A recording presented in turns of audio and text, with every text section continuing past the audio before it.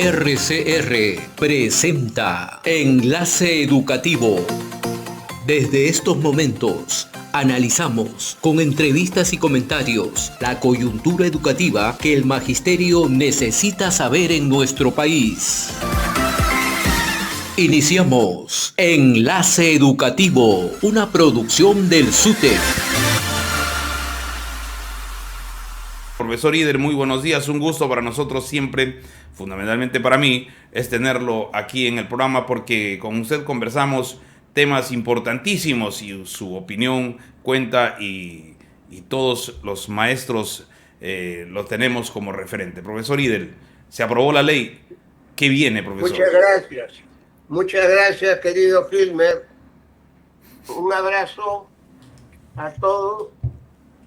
Y un saludo a toda la teleaudiencia. Y sobre el tema al cual te he referido, yo tengo que expresar mi satisfacción porque el Congreso, por insistencia, haya aprobado esta norma legal que ahora debe pasar al Ejecutivo para que la publique o la promulgue, como se quiera llamar. Y luego de 90 días, el Ministerio de Educación tiene que reglamentarla para que pueda ser recién viable.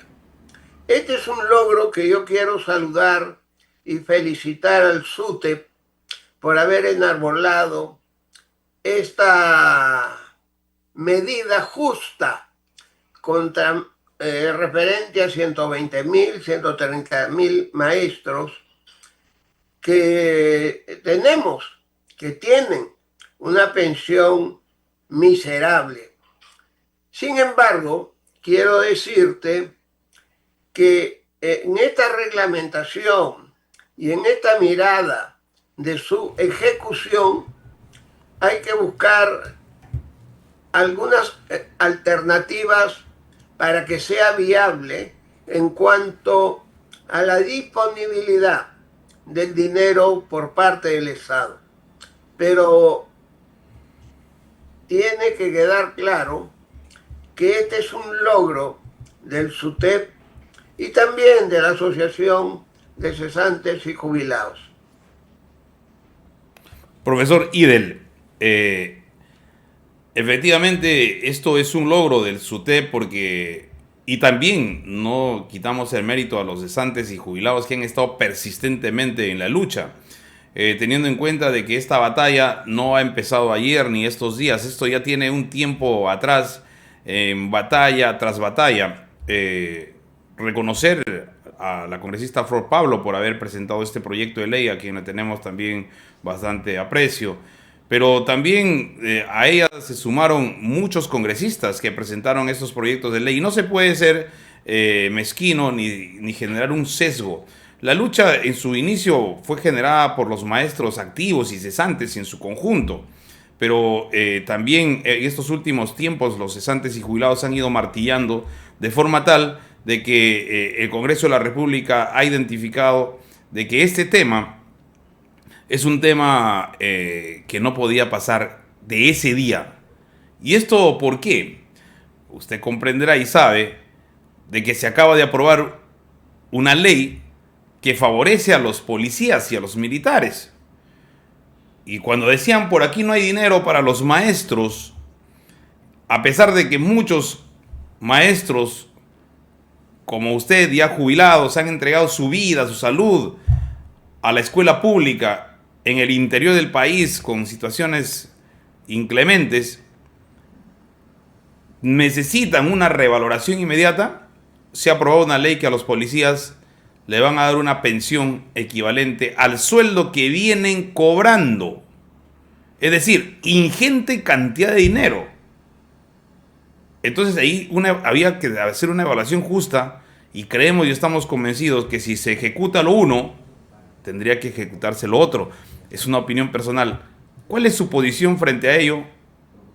¿Y qué viene? Bueno, yo he venido permanentemente escribiendo, tuiteando, expresándome a favor de la adopción de esta ley que espero se concrete pronto, porque los maestros no pueden seguir viviendo con 300, 400, 800 soles. Cuando yo escucho a algunos economistas decir, no hay dinero, yo me pregunto, ¿y las planillas doradas en la gestión pública? Y es solamente la tarea de un economista decir, no hay recursos. Creo que también deberían contribuir, porque los maestros no pueden vivir con esa cantidad de dinero miserable y la ley es justa. Bueno, plantear alternativas viables para su ejecución.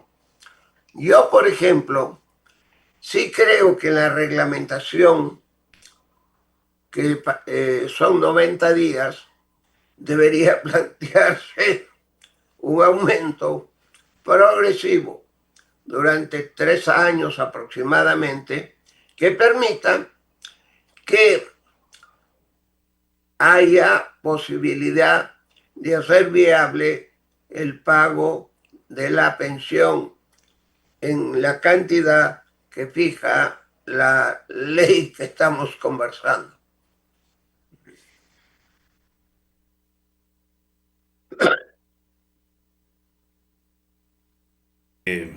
Ese aumento progresivo definitivamente todavía dejaría a los profesores de la 2530 en una posición de angustia, debido a que efectivamente pues los profesores de la 19990 vienen cobrando sumas totalmente irrisorias, ¿no? Están entre los 600 y los 890 soles. Pero los de la 2530 están en 1400 soles aproximadamente. Entonces, si eso se generaría, algunos profesores ya de la 2530 estarían en el monto. Sin embargo, esta ley, para ser aprobada en las comisiones, para ser aprobada en la primera y segunda votación, sí pudo resolver el tema del impacto económico. Es decir, sí había forma de cómo se podría resolver el tema del incremento. No es al sueldo como originalmente se había generado la ley, ¿no? Un promedio de lo que venían cobrando los docentes en los últimos 5 años, sino que ahora es de un piso salarial equivalente a lo que gana un profesor contratado o un profesor de primera escala. Entonces sí hay formas de cómo resolver, pero el Estado tiene que tener voluntad política, porque si no, no podríamos resolver ese tema. Exactamente. Cuando yo planteo una alternativa, puede ser en 2 armadas, en 3 armadas, cada 6 meses, es una propuesta para que precisamente los agoreros de la fatalidad y aquellos que no quieren la dignificación de los cesantes y jubilados de la 19.990, la 2530, etcétera, etcétera, puedan hacerse efectiva. Si uno de la 2530 gana 1.300, como dices tú, que son pocos, llegar a 3.500 es un aumento importante. Y en el caso de la 1990, donde la pensión son 700, 600, 800, también es un monto importante hasta 3.500. Entonces, si se puede hacer efectivo de una sola vez, en buena hora, pero si hay dificultades para disponer del dinero, que el Ejecutivo busque alternativas viables. Y yo sugiero una de ellas, estudiar una progresión en 2 o 3 años que permita llegar a los 3.500 como mínimo de todos los cesantes y jubilados. Profesor, un tema importante es saber cómo generar los recursos del Estado para poder resolver temas también trascendentales. Usted acaba de mencionar algo que todos sabemos y los que no sabemos nos imaginamos, las planillas doradas que se tiene, ¿no? Y que son también de información pública, ¿no? Que sobrepasan ingentes cantidades de dinero. Pero también hay un tema en el que la voluntad política puede resolver generando ingresos económicos al fisco. Por ejemplo, la formalización. Un tema que a nosotros nos ha preocupado siempre es las condiciones laborales de nuestros compañeros que laboran en las instituciones educativas privadas. Ellos no pueden incluso pagar impuestos. Y no pagan impuestos porque no están formalizados. Es decir, no hay planilla, les pagan por cuarta categoría, por recibos por honorarios, por servicios no personales, sin beneficios. Es decir, si el Estado fuera serio, y aquí nuestra solidaridad con ellos, tendría que registrar a todas las instituciones privadas y hacer que sus trabajadores entren a planilla. Y hay una forma de cómo se tiene ingresos. La formalización de la minería informal, por ejemplo, valga la redundancia, generaría impuestos. Es decir, el país requiere tener un espacio para poder conseguir la recaudación. Pero usted con la experiencia que tiene, ha sido ministro, viceministro, ¿hay forma de cómo se podría resolver ese tema desde la cartera? Bueno, como tú has dicho, se necesita voluntad política. La ley ya está dada. El Congreso tiene que, el Ejecutivo tiene que ver vías alternativas viables para hacer efectivo este aumento. Cuando yo decía en 2 o 3 o 4 armadas, es una posibilidad. Ahora, ¿de dónde sacar el dinero si no lo hay? Tiene el Ministerio de Economía y Finanzas ver alternativas para poder cubrir las pensiones miserables hasta este momento de los maestros cesantes y jubilados. Si se ha dado aumento a otros sectores y se ha hecho efectivo, entonces acá con un poco de buena voluntad y viendo todas las alternativas planteadas, yo creo que esto debe avanzar a paso firme y con seguridad. Yo espero que el Ejecutivo y el Ministerio de Educación esté a la altura, entendiendo que un maestro no puede seguir viviendo con 300 soles, 500 soles, 800 soles. Es una situación que cuando uno va al Banco de la Nación y ve a colegas cesantes y jubilados cobrando esas pequeñas cantidades de dinero, uno dice, estas personas han dado la vida al Perú, han formado generaciones. Entonces, yo les pido al Poder Ejecutivo que vea alternativas de solución a la brevedad para hacer efectiva esta ley. Así es, profesor. La solución está en el Ejecutivo, con voluntad política, definitivamente, pero también está en las diferentes carteras que muchas veces tienen un presupuesto que no se logra concluir en el gasto final, ¿no? Entonces ahí haciendo, ¿no?, un ahorro fiscal en las diferentes carteras, se podría cumplir con un tema constitucional que indica que para educación no se puede invertir menos del 6% del PBI. Y eso es un acuerdo nacional, ¿no? Y desde el acuerdo nacional hasta convertirse hoy ya en un párrafo de la constitución política ha tenido que pasar muchísimo tiempo, incluso no siendo cumplido hasta la actualidad. ¿Usted cree que ese 6% del PBI para el sector podría generarse teniendo en cuenta que hay algunas carteras que tienen una sobrepoblación, por ejemplo, en los ministerios de trabajadores con planillas doradas y técnicos sobre técnicos y asesores de los asesores? Podría generarse mejores condiciones también para los trabajadores de todo el sector educación y también de otros que son fundamentales y nuestra solidaridad con ellos, como por ejemplo el Ministerio de Salud. Desde luego, este es un acuerdo que coloca, en el caso de la educación, que la asignación presupuestal tiene que ser mínimo del 6% del PBI. Y lógicamente, si se aumenta el presupuesto, también en líneas generales puede mejorar las condiciones de calidad de la salud pública, de la educación, de las vías,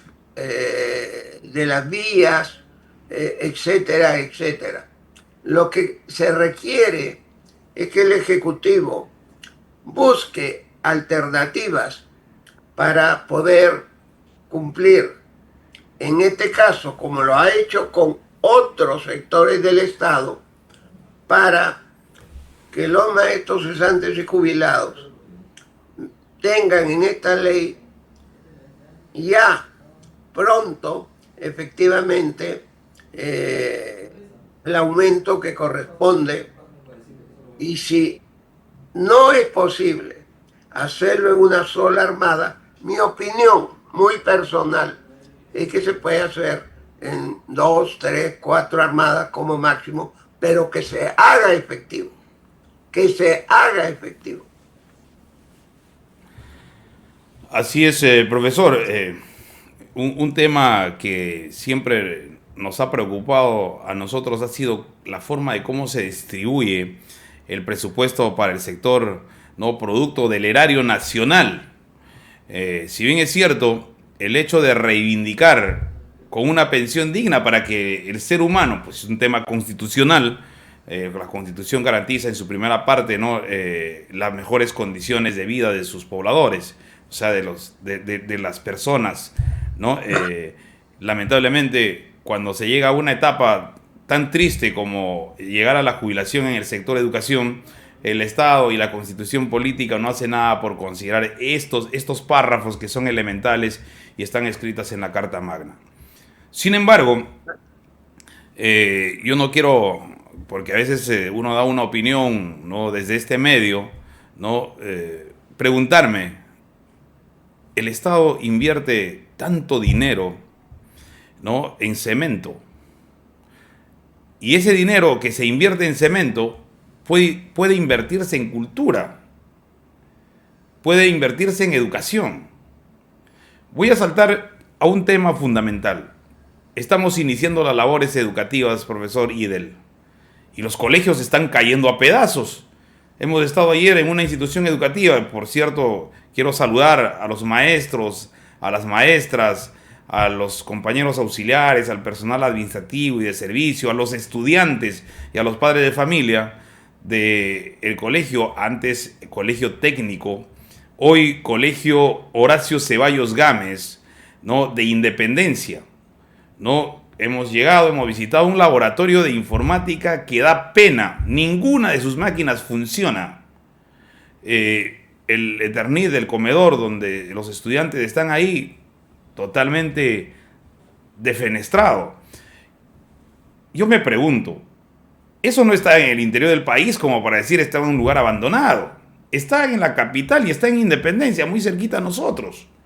Entonces, si no se invierte en educación, pero se invierte en levantar una pista buena para reconstruirla, se invierte en cemento, ¿qué estamos haciendo de nuestra patria? ¿Qué estamos haciendo del erario nacional? Cuando el presupuesto para el Congreso de la República tiene una ingente cantidad de dinero. ¿Cuál es su opinión, profesor, que estamos empezando las labores educativas sobre esta brecha de infraestructura, material didáctico que tiene el Estado para con los pobladores, para con sus estudiantes, para con la comunidad educativa? Bueno, en primer lugar, yo soy partidario de que las clases efectivas deben aumentarse. Para mí han debido comenzar el 9 de marzo y lo he dicho públicamente. Sin embargo, actualmente ya los alumnos del sector público están en clases, pero el mantenimiento preventivo no se puede hacer con 380 millones de soles o 350 millones de soles. Se necesita mínimo 1.000 millones de soles, y no que los maestros dispongan que toca 5.000 entre 54.000 locales escolares a fines de febrero o a los primeros días de marzo. Eso no alcanza para pintar, para arreglar el mobiliario, para arreglar los baños, para poder en condiciones adecuadas, en condiciones mínimas de salubridad y en condiciones pertinentes para que se desarrolle el trabajo educativo en cada uno de los colegios. Y entonces ahí voy. Espero que las clases no se interrumpan por cualquier cosa. Ya ocurrió con los colegios privados, y todos los medios de comunicación, los padres de familia y muchos de nosotros nos pronunciamos y se logró que solamente hubiera 2 días de clases virtuales. Ahora, ocurre que en el Estado, ante cualquier problema, también en años anteriores, ante un problema social, un problema específico en una jurisdicción, inmediatamente se suspendían las clases, cuando la virtualidad en la escuela pública es inexistente. Eso significa perder clases. Así es. Entonces, profesor Idel. Sí. Profesor Idel, estos temas que usted acaba de tocar, que son elementales y su opinión, siempre digo, cuenta, vamos a tocar con el secretario general del SUTEP también, para llegar a una conclusión. El Estado nos tiene abandonado, ¿no es así, profesor? Vamos a irnos ya a una pequeña pausa y nuevamente le agradecemos, lo felicitamos por su opinión. Lo están escuchando en directo más de 2.000 maestros que están conectados. Profesor, muchísimas gracias por haber estado con nosotros el día de hoy. Muchas gracias y saludo a los cesantes y jubilados. Y especialmente le envío un abrazo al profesor Lucio por liderar el SUTEP y haber contribuido decisivamente a lograr esta ley que espero se haga realidad. Muchísimas gracias, profesor. Gracias. Así será realidad. RCR presentó Enlace Educativo. Retornamos en nuestra próxima edición con los temas de coyuntura educativa que el magisterio necesita saber en nuestro país. Enlace Educativo, una producción del SUTEP.